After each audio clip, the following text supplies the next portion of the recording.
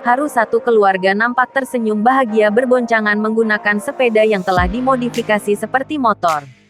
Tingkat kebahagiaan orang dan cara untuk mendapatkannya berbeda-beda. Hal sederhana yang dilakukan dengan hati terbuka membuat ayah, ibu dan anaknya sudah cukup bahagia. Tampak dalam video, satu keluarga ini berboncengan dengan menggunakan sepeda.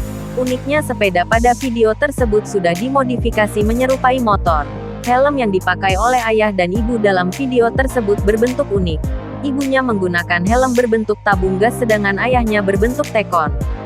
Sekilas dalam video tersebut satu keluarga ini tampak bahagia dengan senyuman memancar di wajahnya.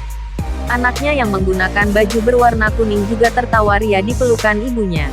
Dengan wajah polosnya dia adik kecil itu menoleh kiri dan kanan.